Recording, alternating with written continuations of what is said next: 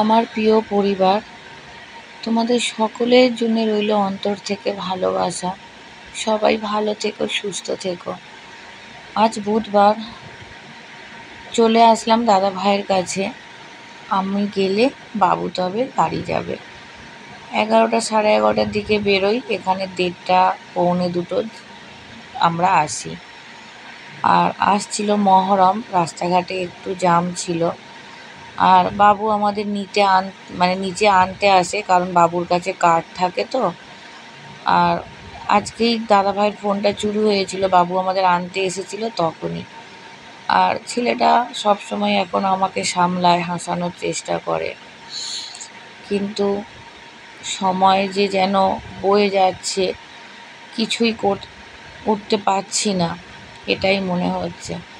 আজ 3 দিন পর দাদা ভাইকে, 3 দিন না 2 দিন পর, সোম মঙ্গল আজ বুধবার, দাদা ভাইকে একটু গা হাত পাটা মুছে দিচ্ছি, কারণ একভাবেই শুয়ে আছে তো শরীরে একটা অস্বস্তি বোধ হচ্ছে। একটু আগেই দাদা ভাইকে বাথরুমে নিয়ে গেছিল বাবু, স্লাইন দিয়ে ব্লাড চলে এসেছিল, সেই দেখে বাবুরও মাথাটা ঘুরে গিয়েছিল। আর গা হাত পা মুছেছি, বিছানাপত্র গোছালাম, এখনও জানে না ফোনটা চুরি হয়ে গেছে। যখন ফোনটার খোঁজ পড়ল তখন মনে হলো যে এটা সত্যিই চুরি হয়ে গেছে। আর আজ কিন্তু দাদাভাইকে জল খেতে বলেছে, কারণ জল না খেলে টয়লেটটা হবে না। এই কদিন শুধু স্লাইন দিয়েই চলতো। আর খাবারটা বলেছিল বৃহস্পতিবার থেকে, মানে বুধবার রাত থেকেই বলেছিল, কিন্তু বুধবার রাতে আমরা যাবার আগে শুধু একটু হরলিক্স গুলে দিয়ে গিয়েছিলাম। আর বৃহস্পতিবার থেকে বলেছিল ভাত চটকে একদম নরম গলা ভাত খেতে পারবে। আর সেটা কিন্তু শুধু হাসপাতালেরই, কিন্তু হাসপাতালের ভাত দাদাভাই বলল খুব কষ্ট হয়েছে খেতে। আমি বাড়ি থেকে ভাত এনেছিলাম, কিন্তু অনেক দেরি হয়ে গেছিলো আমাদের। আর এখন দেখো দাদাভাই কীরকম চিন্তা করছে, চোখটা বড় বড় করে। ওই যে ফোনটা চুরি হয়ে যাওয়ার পরেই একটু চিন্তা করছিল। তা আমরা সবাই দাদাভাইকে একটু অন্যদিকে মনটা ঘোরাচ্ছিলাম, পাশের বেডেরও সবাই হাসানোর চেষ্টা করছিল যে যাক, ফোনটা নতুন আসবে তো সেই জন্য এরকম করে বলছিল। আর তারপর ঘুমিয়েছিল একটু। এটা হচ্ছে বিকালের দিকে, দাদাভাই উঠে বসেছে। আর পাশের বেডে দাদাভাইগুলো খুব ভালো, খুব সাপোর্টিভ, কিন্তু ফোনটা চুরির আগের মুহূর্তে ওরাও ছিল না। ওই সময়টায় যার যা রিপোর্ট করাতে নিয়ে চলে যায়, তা থাকলে নিশ্চয়ই আমাদের ফোনটা চুরি হতো না। কী বলো তো, যখন খারাপ সময় আসে তো সব দিক থেকেই আসে, এটাই হয়। আর আমার জীবনে তো খারাপটাই সবসময় হয়, আর ভালো যদি কিছু হয় তো ইউটিউব থেকে আমার আপন মানুষগুলোকে পাওয়া, আমার পরিবার পাওয়া, পরিবারের অনেক মানুষকে পাওয়া, এটাই আমার কাছে একটা ভালো জায়গা। সোমাদিকে আমার ভিডিও এইভাবে দেখাবো ভাবিনি। এরকমভাবে দেখা কখনোই আমাদের কাম্যটা ছিলই না। বারবারও মধু বলছে দুর্গাকে এইভাবে দেখা করব, এইভাবে দেখা করব। সোমাদি এসেছে, সোমাদিও কিন্তু একা খুব একটা বেরোয় না। তার সোমাদি, সায়নিদি, মধু, দুর্গা, চৈতালি দিদিভাই, আরও অনেকে, আমরা কিন্তু একসাথে বহুদিন কাজ করেছি, এলবি করেছি অনেক ইউটিউবে আসার পর থেকেই। তা একটা পরিবারের মতনই। তা আমরা দেখা করতে চেয়েছিলাম সবাই, কিন্তু এইভাবে কখনো দেখা হবে আমরা ভাবিনি।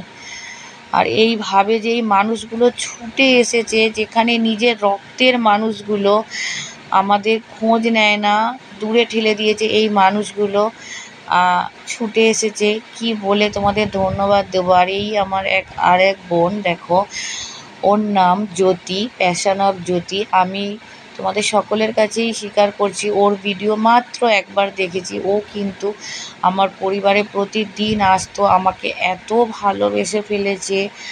আর এত ভালো মনের মানুষ, প্রত্যেকটা মানুষ আমরা সামনে থেকে না দেখলে হয়তো বুঝতে পারি না যে এত ভালো মানুষ হতে পারে। খারাপ মানুষ তো দেখছি, আপন মানুষগুলোকে, কিন্তু এই মানুষগুলোকেই যখন দেখি তখন ভাবি যে ওই মানুষগুলো না থেকে এই মানুষগুলোই মনে আমার কাছে আপন। আর আরও এক বোন দাদা ভাইয়ের সঙ্গে আলাপ করাই, সুনন্দা সুকান্ত ব্লগ। অপারেশনের দিন কিন্তু এরা আমাকে ভীষণভাবে সাপোর্ট করেছে, দাদা ভাই আর এই সুনন্দা বোন।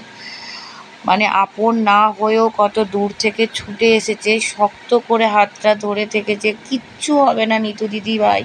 দাদা ভাইয়ের ব্লাড আনার জন্য কত রাত অবধি ওয়েট করেছে, অপারেশনের আগের মুহূর্ত অবধি। মানে এরকমও মানুষ হয়, আমি এটাই ভাবছি যে ভগবান কত রকমেরই মানুষ বানায়, তাই না বলো? তা তোমাদের সকলকে আমি জানাই অনেক ভালোবাসা। তারপর দেখো সবাই চলে যাওয়ার পর বেরিয়ে পড়েছি। রাস্তায় অনেক ভিড়, মহরম বলে মেলা হচ্ছে। মনে হচ্ছে খালি যে একটা দিন ছিল একা কখনো বাড়ির থেকে বেরোতাম না, আর আজ দেখো যেই মানুষটার সাথেই বেরোতাম তাকে বাঁচানোর জন্যই কত দূর ছুটে এসেছি।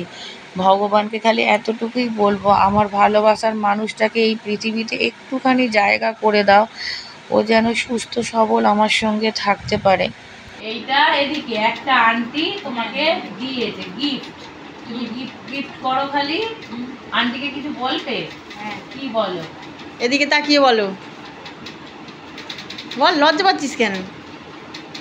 বল কি বলতে, গিফট দিলে কি বলতে হয়? কি বলতে হয়? হ্যাঁ, সব আন্টিদের এবার থ্যাংক ইউ বলো, বলো সব মাসিমণি সবাইকে থ্যাংক ইউ। আচ্ছা এখানে দেখো কি দিয়েছে আন্টি, তুমি খুলবো? আমি খুলবো না, বান্টি তুমি কতটা খুশি? আচ্ছা খুব খুশি, আন্টি বলেছে এইটা দেখলে তুমি আরো খুশি হবে, তুমি আরো খুশি হবে, আন্টি বলেছে। ও মা, মা একবার আসো, এই যে দেখো গিফটটা দেখো, ঘরটাকে নোংরা করলো চৈতালি, এদিকটায় দেখো চৈতালি আঁকার জন্য। ভালো হয়েছে না? আমি জন্য আচ্ছা আঁকার খাতা করতো, তুমি কিনে দাও। ও খালি আঁকার খাতা করতো। এটা কি পেন্সিল বক্স, এর মধ্যে সবকিছু রাখবে, ঠিক আছে? ভাই আমাকে তো দিবি ভাই, আমার পেনগুলো দিলে হবে না বলে দিয়েছে। বল অনেক দূর তুমি হাত দিয়ে খোলো, তুমি হাতটা কাজে লাগাবে তো। রে বাবারে, বান্টির সব থেকে প্রিয় জিনিস পেন দিয়েছে, রং পেন্সিল, আঁকা, বাবা অনেক কিছু।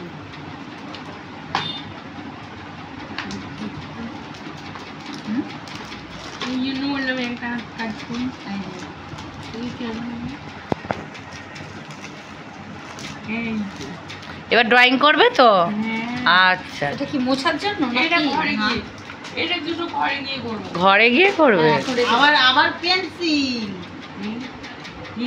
ভাই কটা পেন পেয়েছিস? একটা পেন দিস আমাকে। ঠিক আছে, দিতে হবে না, যা তোর বউকে দিবি যা। ও কিছু দেবে না, ও আবার এই এটা পড়ে গেল, এই গেল রবারটাই গেল, কত পেন্সিল দেখ। বলো সবাইকে অনেক অনেক ভালোবাসা, তোমরা সবাই আশীর্বাদ করো আমার বাবা ভালো হয়ে যাক।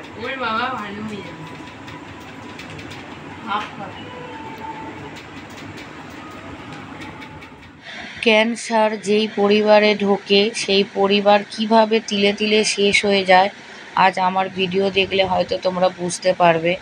এটা বৃহস্পতিবারের ব্লগ, আবার আমরা চলে এসেছি।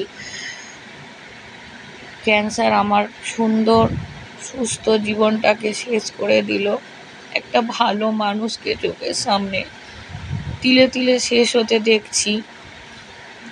আজ যদি তোমার দাদা ভাইকে সুস্থ করে না তুলতে পারি, আমিও থাকবো না এই পৃথিবীতে, কারণ আমার পৃথিবীতে সবটুকু হচ্ছে তোমাদের দাদা ভাই। তবু ভগবানের ওপর বিশ্বাস করে আছি যে মিরাক্কেল হবেই, কারণ তোমাদের প্রত্যেকটা মানুষের ভালোবাসা, প্রার্থনা, দোয়া নিশ্চয়ই ভগবান শুনবেন, নিশ্চয়ই আল্লাহ শুনবেন, যিশু শুনবেন। এইভাবে তোমাদের দাদাভাই আমাদের ছেড়ে কখনোই যাবে না, আমার এটা বিশ্বাস। আর দেখো বৃহস্পতিবারও গা হাত পা মুছিয়ে দিচ্ছি। বৃহস্পতিবার তোমাদের দাদা ভাইয়ের শরীরটা খুব একটা ভালো ছিল না। হ্যাঁ, হয়তো পেটের অপারেশনটা হয়েছে, তোমরা সবাই জানো, কিন্তু শরীরের ভিতরের যে রোগটা সেটা কিন্তু দ্রুত গতিতে ছড়াচ্ছে। তোমরা সবাই জানো দাদা ভাইয়ের শরীরে ক্যান্সারটা স্প্রেড করেছে। যত তাড়াতাড়ি কেমো শুরু করবে তত তাড়াতাড়ি হয়তো রিকভারি করবে। আর এখন দাদা ভাইয়ের শরীরটার কন্ডিশান, কেমো দেওয়া সম্ভব না, এটাও তোমরা জানো, কারণ শরীর ভীষণভাবে উইক হয়ে গেছে। তোমরা সবাই এটা বুঝতে পারছো যে এই শরীরে কেমো দেওয়া যাবে না এই মুহূর্তে। তা সবটাই ভগবানের হাতে ছেড়ে দিয়েছি, উনি যেদিকে নিয়ে যাবেন সেদিকেই যাব। আর চেষ্টা করবই, কারণ তোমাদের পাশে পেয়েছি, সাথে পেয়েছি। তোমাদের সকলের একটু একটু শক্তি নিশ্চয়ই দাদাভাই সুস্থ হয়ে উঠবে, আমার এটা বিশ্বাস। কারণ অপারেশনের দিন ডক্টররা কি বলেছিল সবটাই আমরা তো বলেইছি, সুনন্দা বোন দাদাভাই ওরাও তো সবটা শুনে গেছে যে দাদাভাই কি বলেছিল, মানে ডক্টর কি বলেছিল। তারপরেও দাদাভাই তো সুস্থ হয়ে উঠেছে তোমাদের সকলের প্রার্থনা, দোয়া, সব কিছুতে। আর তোমরা অনেকেই অনেকভাবে আমাকে সাহায্য করছো। তোমাদের সকলকে শুধু ভালোবাসা আর ধন্যবাদটুকুই দেব। আর আজ দেখো দাদাভাই শুধু ঝিমিয়েই ছিল, ঘুমিয়েছিল, আর ডান পাটা ফুলেছিল, দেখাতে পারলাম না ঠিক করে। আর এইভাবে দেখাতে আমার ভালোও লাগে না, কিন্তু তোমরা সবাই অপেক্ষা করে থাকো দাদাভাই কেমন আছে। কারণ তোমাদের দাদাভাই তো এখন আর আমার না, এখন তোমাদের সকলের।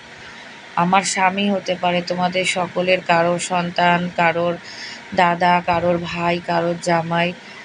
তাই এই ভিডিওগুলো আমি আনছি তোমাদের কাছে। আর এতটাই গরম ছিল, দেখলাম খুব ঘেমে যাচ্ছিল। আবার দেখো বিকালের দিকে একটু ডাকা হলো, কারণ ডক্টর এসেছিলো ইঞ্জেকশান দিতে। সিস্টার দিদিরা এসেছিলো, ডক্টর নয়, ইঞ্জেকশান দিতে এসেছিলো। তা ডাকার পরে একটু হরলিক্স করে দিলাম, একটুখানি দেখো, তাও কিন্তু খেতে পারছিল না। ওই দিন খেতে পারেনি কিছু, খালি বলছিল আমার পেটটা ভার হয়ে আছে, আমার কিছু খেতে ভালো লাগছে না। তা আমি বৃহস্পতিবার অনেক কষ্ট নিয়েই কিন্তু বাড়ি ফিরেছিলাম। এই 3টে চুমুক দিয়েছিল, আর কিন্তু খেতে পারেনি। তা আমি চলে আসার পর আবার নাকি ঘুমিয়ে পড়েছিল, আর 6টা বাজলেই বার করে দেয়। আজ বেশিক্ষণ থাকতেও পারিনি, তা আবার নাকি ঘুমিয়ে পড়েছে। আর দেখো এখানে বাড়ি চলে আসার পর এই দৃশ্যটা দেখাতে বাধ্য হলাম। অনেক জামা কাপড় কাচা হয়েছিল, তাই এটাও কাচা হয়েছিল। তোমাদের দাদা ভাইয়ের প্রিয় একটা গেঞ্জি হাসপাতালে নিয়ে গেছিলাম, তা ফেরত নিয়ে এসেছি। তা বান্টি কিন্তু বাবাকে তো কাছে পাচ্ছে না, তা বাবার গেঞ্জিটা কিছুতেই দিচ্ছে না কাউকে।